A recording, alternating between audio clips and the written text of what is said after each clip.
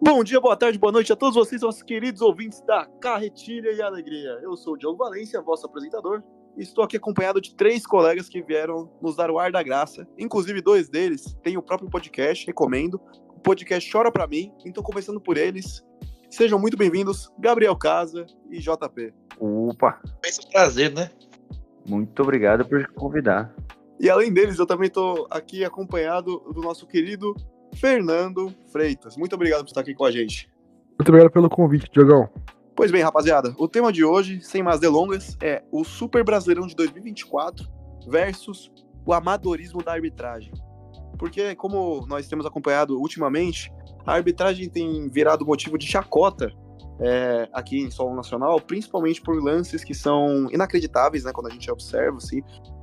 Assim, também devemos levantar essa bola, né, de que existem coisas que estão acontecendo recentemente no futebol que são muito raras de acontecer. Por exemplo, vocês viram, né, aquele caso lá do Flamengo e Criciúma, que o cara simplesmente jogou a bola dentro de campo e o jogador do Criciúma chutou a bola dentro da bola de jogo. E foi pênalti. Assim, né, tipo, claro, isso aí também eu acho que, por mais que a gente espere que os árbitros conheçam a regra, ninguém espera que isso aconteça no jogo, né? Mas o ponto é que a arbitragem tem mostrado sinais de amadorismo já faz anos, né? Confesso que não é tão recente esse problema, mas eu diria que principalmente porque o nível do Brasileirão tem aumentado por causa de craques que estão vindo mais cedo do que esperado, isso se evidencia. Mas, enfim, essa é só a minha opinião. Eu gostaria de saber o que vocês acham sobre esse tema. Eu acho que assim, não é nem questão dos árbitros virarem mais amadores, assim, acho que é tudo mais por conta do VAR, porque como o VAR ficou mais fácil, ou seja, eles estão mais, vamos dizer, mais moles, vai, aí em questão de querer aprender a voltar a apitar, sabe? Então, porque, tipo, eu sinto que hoje em dia qualquer coisa é motivo de VAR, assim, o árbitro da partida não tem, tipo, uma opinião concreta e sempre joga nas costas do VAR e acaba tomando uma decisão, tipo, polêmica. Tornou uma dependência, né? Lógico. E a dependência é a maior descrição que a gente pode ver nesse tema, né? Porque tudo que acontece, espera que estão falando no ouvido dele. Espera que estão mandando ele ver o VAR. Pô, toda vez isso acaba que ele perde um pouco da mão de ferro que ele teria que ter dentro de campo, né? Pô, eu acho também, eu não sei vocês, mas eu acho ridículo aquele bagulho lá do árbitro, ele chegar no meio de campo e anunciar pro estádio inteiro a parada. Vocês estão ligados? Sim, sim. Cara, eu já acho que é um pouco mais normal, que teria que ser implantado isso antes, porque assim todos poderiam entender sem motivo de, o que tá acontecendo? O que tá acontecendo? Só os jogadores sabem, mas quem tá dentro do estádio acaba não acompanhando, porque não tem algo ao vivo ali narrando pra eles, como tem na TV, né? Isso sim, mas eu acho que, tipo, pega muito o fato de que na arbitragem brasileira tudo tem uma demora um pouco maior. Não, na verdade, eu não vou dizer apenas a brasileira, a sul-americana em geral, o VAR demora mais, a gente viu isso na Copa América, a arbitragem, tipo, as decisões são mais enroladas, então até isso demanda um pouco mais de tempo, aí a gente vê jogos mais cansativos, maiores paradas para esses anúncios, e eu acarreto uma grande bola de neve, né? Tanto que a gente pode ver isso inclusive nas Olimpíadas, né? 16 minutos de acréscimo em um jogo, isso é sacanagem, né? É falta de visão de jogo. Porque tem atleta que tá preparado para jogar os 90 minutos, ganhar nos 90 minutos, e acaba colocando mais 16 minutos. Isso desgasta mais do que a pessoa tá esperando. Exatamente. Não é uma final, né? O que nós vimos recentemente Eu tava falando sobre futebol brasileiro, porque querendo ou não, o tópico é o Brasileirão, mas observando como aspecto de comparação, tivemos o tempo de bola parada na Copa América e na Eurocopa assustador, assim, tipo, porque não é incomum, como eu falei, tipo, mas ao mesmo tempo você fica pensando que esses acréscimos, por mais que pareçam absurdos, continuam deixando o jogo com pouco tempo de bola, tipo, 50 minutos, alguns jogos de bola rolando. É bizarro de pensar isso. A maioria dos jogos hoje em dia também estão sendo muito parados, assim, tipo, muito faltosos, assim. O VAR muito mais acionado também. É uma pressão tanto interna de campo quanto externa das torcidas, né? Vamos falar a verdade, porque torcida, querendo ou não, aplica uma pressão que a gente não tá esperando. Mas, cada vez mais, dentro de campo, os jogadores estão em cima dos árbitros, querendo saber a decisão deles. Pois é. Tem, inclusive, tipo, uma série de jogadores que apitam o jogo no lugar do árbitro. né? A gente vê isso, por exemplo, o Gabigol, o Hulk, o Rafinha do São Paulo, uma galera que, tipo, é muito mais presente na arbitragem do que os próprios árbitros, assim. Até porque foi por causa disso que criaram agora a nova regra, né? Que foi implantada nas Olimpíadas, na Eurocopa, não lembro agora. Que é apenas só os capitães agora que vão poder falar com o árbitro. Não vai ser aquela muvuca gigantesca. Que já acontece na Várzea há muito tempo, né? Então, exatamente. Dá uma responsabilidade a mais pro jogador, né, que carrega a abraçadeira. Inclusive, o capitão, ele é obrigado a agir como capitão, né? Porque a gente vê... É claro, eu não vou explorar muito pra esse lado pra não dispersar, mas muitos times começaram a utilizar capitão por tempo de casa. Só que esses caras não são ídolos dos times, são basicamente pelo tempo que eles têm em casa, assim, tipo, eles acabam recebendo a abraçadeira por respeito, né, o tempo que eles passam, e não são os caras que impõem, que discutem, que vão lá falar com o árbitro. Então eu acho que isso até favorece. Se não me engano, no Real Madrid faz isso, né? Exatamente. Eu pensei isso no Real Madrid e no Barcelona. No Barcelona usou o Sergio Roberto como capitão porque ele tinha, acho que 11 anos de casa, por aí. Mas muitas vezes a gente pode pensar que, assim, a pessoa não precisa ser um ídolo para ser o capitão. Ele tem que ser pulso firme com o próprio time. É o cara que vai chegar e vai tomar a decisão. Então é o cara certo a se falar com o árbitro, e não qualquer Zé Ruela que tá há mais tempo em casa. Ah, beleza, ele tá há 11 anos, mas muitas vezes ele não é o cara mais experiente para chegar no árbitro e trocar uma ideia. Exato. Eu comecei falando nesse episódio sobre o nível que está o atual Brasileirão. Porque, como todos nós podemos ver, vários times se reforçaram com nome de peso, né? Vocês viram o Grêmio contratando o Braithwaite? Sim, isso foi algo maneiro. Que é muito inacreditável, né? Tipo, tanto inacreditável como eu sinto pena do Grêmio. Banco do Suárez no Barcelona e hoje substituto do Suárez. Vocês não sentem que isso é tipo meio meme, né? Por exemplo, eles pensam, a gente impactou com o Suárez, impactou o Brasil inteiro, agora a gente tem que trazer um cara que vai impactar, independente do que for. Impactou, reserva do Suárez. Exatamente. Impactou todo mundo. Porque os caras, eles trouxeram o Diego Costa, que assim, beleza, baita atacante, inclusive entrou bem, né, na estreia dele, foi marcando bastante gols, até que se machucou. E aí, mano, os caras trazem o Braithwaite, mano, não sei o que falar sobre isso. É que deu o Criciúma trazer o Bolazier e tá jogando demais ainda. Jogando muita bola. Tá jogando uma bola, hein? O Bolazier tá... Cara, o Bolazier, pra mim, é tão emblemático quanto o Honda jogar no Botafogo, porque o Bolazier, congolês, tipo, lá no Twitter, os torcedores já tiraram uma onda, porque teve aquele cara lá que chegou assim, nossa, Bolazier, vem na minha casa e come minha família. Aí o Bolazier entendeu em português e falou, espero que seja possível. Mano, cenas como essa, só o nosso Brasileirão pode proporcionar, inacreditável. Nem agora também o Coutinho votando. Que nem agora também o Campbell, né, no Atlético Goianiense. Tem nada a ver com nada. Nossa, o Campbell no Atlético Goianiense, o Bolazier no Criciúma, o Braithwaite no Grêmio, tivemos, né, também recentemente a volta de grandes jogadores. Claro que, por exemplo, eu ia citar o Willian no Corinthians, mas por mais que a passagem tenha sido... O homem Premier League não conta aqui. Por mais que a passagem tenha sido polêmica, Conturbada, né? não muda o fato de que, querendo ou não, são jogadores que passaram pelo Brasil recentemente, de níveis absurdos, né? E atualmente, né, Felipe Anderson pro Palmeiras, o Thiago Silva pro Fluminense tá fazendo uma diferença. Rapaz. Thiago Silva em 3 jogos, 3 vitórias do Fluminense. Hoje, infelizmente, perdeu, né? Mas nenhum gol tomado, inclusive. Nenhum gol tomado nos jogos que ele esteve no time do Brasileirão. O cara já chegou no time e tirou o time da zona. Exato. Inacreditável, velho. Cara, é um cara que impacta no time só da presença dele lá, mas é óbvio, né, que tipo, jogando ele também faz uma diferença absurda. Mas também tô tentando lembrar outros nomes, né? Porque eu vim trazer o tema de tipo super brasileirão, mas eu tô lembrando os nomes. O Bernard do Atlético Mineiro também. Alegria nas pernas. Mas o próprio Marcelo, quando voltou pro Fluminense também, algo Sim. Colossal, de outro mundo. Fez uma diferença enorme. Claro. Tanto que fizeram muitas rivalizações dele com o Gabigol. O Gabigol, tentei não sei quantas Libertadores. Pô, mas eu tenho não sei quantas Champions. Sim. Eu lembro que na época que o Flamengo contratou o Diego Costa no gol, Eu tava maluco. Falei, acabou. Aqui a gente nunca mais faz gol no Flamengo. Não, e assim, tipo, eu acho que esse ano é a projeção do que foi o ano passado. Porque o ano passado o São Paulo trouxe o Lucas, o Fluminense trouxe o Marcelo, o Flamengo ele trouxe. Foi nesse ano que o Flamengo trouxe o De La Cruz, né? Foi.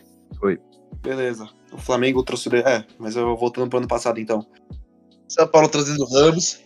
O São Paulo trazendo o Rames, exato. Tipo, são contratações que. O Suárez, pô, pelo amor de Deus, o Suárez chegou no Grêmio. Então, querendo ou não, acho que essa projeção que veio do ano passado, o Ener Valencia indo pro Inter. Sim, o Borré, Hilário. Exato. E aí, esses caras, tipo, que foram sendo contratados pelos times brasileiros, né? Foram ganhando, tipo, foi ganhando um nível um pouco maior agora, querendo ou não, tipo, eu diria que o Brasileirão atualmente O peso dos times subiu e o peso que os árbitros carregam para tentar apitar subiu também, só que eles não quiseram acompanhar, aparentemente. Exatamente. Essa é a maior verdade. Eu acho que entra nesse problema. A gente tem muitos jogadores que, por exemplo, por carreiras renomadas, por grandes nomes do futebol, sentem com mais peito, assim, pra desafiar os árbitros, e os árbitros aqui são muito indecisos, cara. Teve um lance, foi nessa semana que me deixou revoltado que eu tava vendo, que é tipo, o árbitro tá de frente pro lance, que eu acho que foi uma solada, que foi expulsão depois corretamente analisado pelo VAR. Pô, ele tá de frente pro lance, ele não consegue decidir, porque ele fica com medo, sabe? Porque ele sabe que se ele decidir, vão pressionar ele. Eu sei que, claro, também ia ser muito saudosista, mas vocês sabem quem que é o Pierluigi Collina? Deixa eu ver se o nome tá certo. Não. Pierluigi Collina é o único árbitro que foi capa do jogo do FIFA, que é aquele árbitro careca lá. Sei. Sim. Agora sim. É óbvio que teria que existir mais árbitros do mesmo nível que ele, né? Eu acho que, por exemplo, muita gente reclama do Daronco porque ele tem muitas decisões, né, contestáveis, assim, tipo. Péssimas. Então, e aí. Só que o Daronco, pelo menos, é um árbitro que impõe medo. Eu acho que, tipo, falta o árbitro ter mais coragem, assim, de tipo, bater de frente, assim, com os caras. Eu acho que Daronco só impõe medo por causa do tamanho dos músculos. Porque se O não tamanho fosse dele, isso... porque fora isso, exatamente. Ele, em entrevistas, ele fala abertamente que bateria no Hulk. Bota o César Sampaio com aquela musculação toda lá. Então, ele fala abertamente que bateria no Hulk, porque ele é mais forte que o Hulk. Cara, primeiramente que é o único motivo dele falar que impõe medo aí por causa disso. Porque se não fosse por isso, me desculpa. Eu quero ver um Rafael Claus com aquela musculação não apitar um jogo de final de Champions League. Exatamente. Wilton Pereira Sampaio, lendário, que roubou a Inglaterra e a França. Ah, não. Esse cara aí, não sei não. Também não gosto. eu também fico meio... Mas agora perguntando individualmente pra vocês, principalmente, Fernando, você acha que, tipo, você projeta que a arbitragem piore ou melhore a partir dos próximos anos? O que você acha? Assim, com a vinda de grandes estrelas pro futebol brasileiro, como a gente já tinha dito, né? A arbitragem tem que subir de acordo também com o nível, conforme o sarrafo do futebol vai subindo também. Então, eu espero, o bem do futebol, que a arbitragem comece a melhorar, assim, porque tá num nível horrível, assim. Tipo, tem que se impor, a arbitragem tem que começar a se impor mais em campo, assim, não só ficar esperando o VAR toda hora, porque tá um negócio feio. E você, Casa? Qual é a sua projeção para os próximos anos? Eu acho que nem piorar e nem melhorar. Eu acho que o certo seria a CBF dar um curso avançado. Porque não é possível que esses árbitros agora devem ter desaprendido a como apitar o jogo de futebol. Mesmo estando dependente do VAR e dessas tecnologias novas que estão vindo, não é possível que eles tenham perdido esse senso de arbitragem. Então eu acho que realmente vai evoluir a tecnologia, vai melhorar. Agora tem gol sendo marcado tecnologicamente, foi ou não foi gol, essas coisas. Então realmente eles têm que crescer junto com o futuro, né? Então eu espero que melhore, mas eu acho que nem sim nem não. Perfeito. E você, Jota? Cara, vou falar pra você a verdade. Eu vou concordar com o que o Gabriel falou, com o Casa falou, porque é o seguinte. existe gol sendo marcado por tecnologia, né? A gente vê que não precisa a bola passar inteira, que o gol é validado por uma tecnologia. Mas isso já existe há um bom tempo em outros esportes, como é o exemplo do voleibol. A gente sabe se a bola pegou na linha ou não, antes mesmo do juiz falar o ponto de quem foi. Então isso já deveria ser entrado antes, mas, cara, eu acho que deveria aumentar, deveria ter uma necessidade de reforma na nossa arbitragem, pelo simples fato de que os clubes aumentaram o que eles têm de potencial para poder trazer jogadores. Tendo mais investidores, mais patrocinadores, cada vez mais jogadores influentes chegam. E quanto maior a influência, maior visibilidade internacional. Não é querendo transformar o Brasileirão num campeonato internacional, mas chamar uma atenção faz bem de vez em quando, né? Então eu acho que o nível devia subir. Ultimamente, a única visibilidade que o Brasil tem da Europa é um país onde aposentados vêm jogar. Então, essa é a única visibilidade que o Brasil tem. Ah, não sei o que, tenho 35 anos. Pra onde eu vou? Ah, vou pro Brasil pra terminar minha carreira. Basicamente é isso. Vocês acham que tá mais atrativo para jogadores voltarem pro Brasil, principalmente jogadores que não tiveram potencial alcançado? Por exemplo, nós vimos recentemente o caso de... claro, o grande agregador, né? O jogador que ficou marcado por isso, o Gabigol, né? Que fez o seu tempinho lá na Europa, aí voltou aqui no Brasileirão para jogar pelo Santos, depois virou ídolo do Flamengo. E quase virou ídolo do Corinthians. Quase virou ídolo do Corinthians. Ele é um excelente exemplo disso, né? Mas, por exemplo, agora a gente viu outros jogadores fazendo um caminho parecido. O Scarpa, né? O Scarpa... Eu não sei vocês, eu acho que o Scarpa, inclusive, foi pior do que o Gabigol. Eu sei que o Gabigol é centroavante, mas o Scarpa foi tenebroso, né? Não, Scarpa, pelo menos, teve a oportunidade de jogar na Inglaterra. O Gabigol, se jogou uns 5 jogos, foi muito. Exato. Mas aí a gente vê jogadores que vão pra lá e dão certo, como é o caso do Murilo, que foi o zagueiro do Corinthians, e o pessoal que vem pra cá pra se aposentar. Não, mas aí são casos e casos. São casos e casos. Mas aí, eu acho que, por exemplo, tem você falou do Murilo, eu pensei no outro Murilo do Palmeiras. Não dá pra dizer que ele foi um flop lá no Lokomotiv, mas, ao mesmo tempo, tipo, ele voltou pro Brasil pra ganhar mais repercussão, né? Porque, querendo ou não, lá na Rússia tá todo mundo esquecido. Pô, o Claudinho, se ele fizer uma temporada absurda, porque ele tem feito temporadas boas. Claudinho, Malcom. Exato, o Malcom foi pra Arábia porque ele não tinha o que fazer, né? Tipo, ele nunca seria chamado. E também lá, né, fator grana, né, que nem entra no caso. A Arábia também é esquecida. Faz um mínimo sentido. É só ir lá pra ganhar dinheiro. Era o que era a China alguns anos atrás. É que nem o caso do Roger Guedes, né? Exatamente, mas é que nem o caso da China uns anos atrás. Todo mundo queria jogar na China porque a China pagava bem. O Oscar jogou alguns anos no Chelsea, se não me engano, e depois foi pra China pra ganhar o dinheiro dele. Eu acho que o único jogador que conseguiu ser convocado na China foi o Paulinho. Acho que, se não me engano, foi o único. Não, o Renato Augusto também, mas é porque todos eram crias. Mas vamos combinar que são dois caras que eram fora da curva, né? Sim. Não, mas inclusive um cara que fez o caminho da grana, né, por assim dizer, é o Talisca, né? O Talisca foi pra China, depois foi pra Arábia. Ali tá mais rico que qualquer milionário aqui do Brasil. E ele sonha em jogar no Corinthians, tá? Não queria falar nada, não. Na moral, o Talisca não vem pro Brasil, mas por nada. Porque esse cara tá rico e tá nadando em dinheiro. É o tio Patinhas, basicamente. Se ele voltar é só pro Corinthians. Cara, a gente tá falando de jogadores que vieram pra cá pra finalizar a carreira. O exemplo mais claro da música, né? Que lançou agora. Que o Coutinho voltou querendo demais. Anota mais 3 pontinhos na conta do pai. A barreira vai virar baile. A barreira vai virar baile. Coutinho. O cara veio pra encerrar a carreira, mas por quê? Porque é o time que ele ama. Exato. A gente tem que olhar por esse lado também. O Payet também veio pra encerrar a carreira?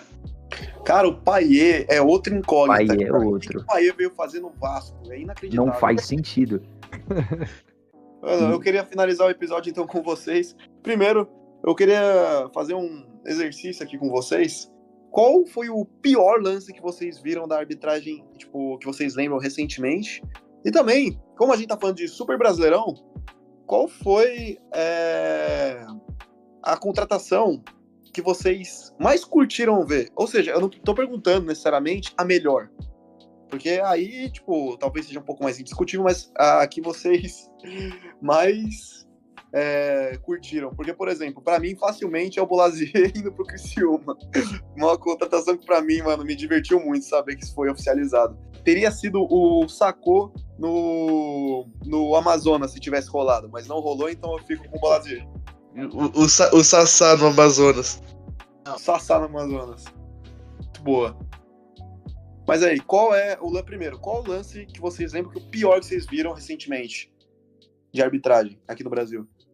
Assim, não é o pior, mas eu vi ontem com o Ranieri que aquilo ali, claramente ele foi na bola e não foi nem falta. Até porque estão prejudicando o meu Corinthians. Mas falando bem a real, teve exatamente o mesmo lance entre Palmeiras e Flamengo, onde o Rafael Veiga deu uma solada no tornozelo, não lembro de quem do Flamengo agora, e ele tomou apenas um amarelo, onde claramente o juiz olhou pro lance e deu apenas um amarelo. O VAR deve ter chamado, não vi o lance. Deve ter chamado e provavelmente manteve o amarelo. Pra mim isso não faz sentido, porque o critério teria que ser igual no caso, né? Perfeito. Cara, eu acho que pra mim a pior foi no jogo do Corinthians, aquele pênalti que o VAR teve que chamar o árbitro que tava na frente do lance, que foi um puxão de camisa claro, onde derrubou o jogador do Corinthians, o Romero, foi pro chão e claramente o juiz estava vendo o lance. E ele falou, não, vou no VAR porque eu não vi. E ele estava de frente, se pegar os vídeos você vê, ele estava de frente pro lance, vê o jogador sendo puxado, apita e vai pro VAR. E você, Fernando? Assim, eu vou sair um pouco do comum, assim, foi um jogo entre Palmeiras e Atlético Mineiro, onde o Hulk faz uma falta, claramente, para amarelo, aí ele vai peitar o árbitro com a mão pra trás perguntando, por que você me deu um amarelo? E vai lá e toma o segundo amarelo e é expulso, deu uma polêmica esse lance. Cara, foi totalmente imaturo, assim, esse segundo amarelo, não precisava. Uma indisplicência do árbitro. Então, aí, tipo, deu uma polêmica depois que ele foi na câmera falar, pode pôr na cláusula lá, não sei, não me engano. E aí, mano, uma expulsão totalmente nada a ver, assim. Belos exemplos que vocês deram. Agora, qual é a contratação que mais chamou a atenção de vocês? Pra mim não tem outras. Romário no América. Grande Romário. Mas é que você jogou alto, pô. O Bolazier não tem como superar, velho. Mas uma que eu curti, assim, tipo, que foi legal agora é do Coutinho, tipo, ele voltar pro time de coração, assim, Sim. jogando um alto Foi nível bacana. aqui. Tô tentando lembrar de mais alguém aqui. Então, pra não usar a carta Bolazier, então, pra encerrar, o meu exemplo, Calu no Botafogo. Esse é o último exemplo que eu gostaria de dar. É a Rei que não foi contratado. E aí, o Rei que não foi contratado. O Drogba que não veio pro Corinthians. Drogba. Anelka. Balotelli do Corinthians. Balotelli, pô. Não, com o Balotelli no Corinthians que a gente encerra o episódio. Muito obrigado a todos, principalmente muito obrigado aos meus convidados hoje, mas muito obrigado a todos vocês, nossos queridos ouvintes que estiveram conosco nesse excelente episódio do Carretilha Alegria. E nos vemos no próximo episódio. Até lá!